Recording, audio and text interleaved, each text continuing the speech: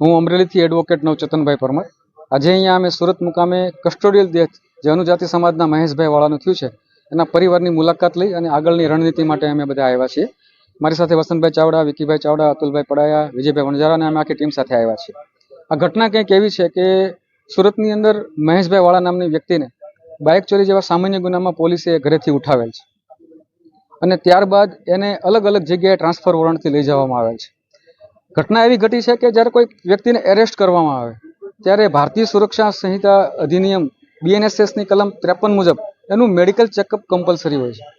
તો એ medical checkup થયું હોત તો એ મરણ જનાર કસ્ટોડિયલ ડેથ જે મહેશભાઈ વાળાનું થયું છે એને કમળો આવ્યો હોત તો એમાં આવ્યો હોત. એટલે અત્યારે 7 દિવસ બાદ 31/7 એમને એરેસ્ટ કર્યા અને 7/8 એમનું ડેથ થયું છે લાજપોર જેલમાં. ત્યારે એ લાજપોર CCTV જેલની અંદર પણ એ બતાય છે અને લઈ જવામાં આવે છે. તંદુરસ્ત રીતથી મહેશભાઈ વાળા જાય છે. ઝડપી રૂમમાં 10 મિનિટ એને બંધ રાખવામાં આવે છે.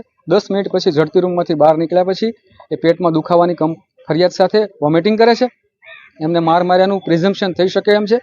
એટલે આ કસ્ટોડિયલ ડેથ છે. આમાં જ્યુડિશિયલ ઇન્ક્વાયરી થવી જોઈએ, ફોરેન્સિક PM થવું જોઈએ, FIR થવી જોઈએ અને જવાબદારો જેને આની માથે અત્યાચાર કર્યો છે એ બધા આરોપીઓના નામ એમની સામે કાયદેસર કાર્યવાહી થવી જોઈએ. મેડિકલની તપાસની તમે વાત કરી, કયા પ્રકારની તપાસની વાત કરી?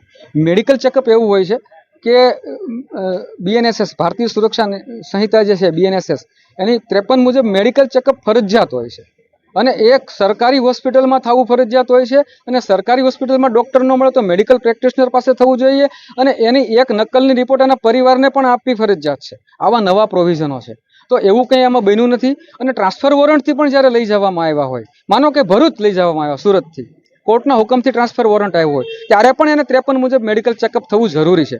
તો અત્યારે તંત્ર એવું કહી રહી છે કે ભાઈ આ જે મહેશભાઈ વાળાનું જે ડેથ થયું છે એ કુદરતી મૃત્યુ છે અને લીવર સોરિયાસિસના હિસાબે મૃત્યુ થયું છે. તો તમે મેડિકલ ચેકઅપ શા માટે નહોતું કરાયું? પ્રશ્ન એ છે. તમે મેડિકલ ચેકઅપ કરાવ્યું હોત તો એને સારવાર મળી હોત તો પણ તમે મેડિકલ નેગ્લિજન્સી અને તમે ફરજમાં બેદરકારીનો ગુનો દાખલ થાય તમારી સાથે. એ માણસ વોમિટિંગ કરે છે, તમે તંત્ર પોલીસવાળા ઊભા છે, તમે એને પાણી આપવાની તસ્દી નથી લેતા, તમે એને દવાખાને લઈ જવાની તસ્દી નથી લેતા, તો તમારી માનવતા મરી પરવારી છે. અને આ સરકારને આ તમારા માધ્યમથી કહેવા માંગુ છું કે તમારામાં જરા પણ સંવેદનશીલતા હોય, આ સંવેદનશીલ સરકાર હોય તો આજે 5 દિવસથી લાશ રજળી રહી છે. ખાલી અમારી ડિમાન્ડ એટલી છે કે FIR થાય અને પ્રોપર ઇન્વેસ્ટિગેશન થાય અને જવાબદારો સામે કાર્યવાહી કરવામાં આવે.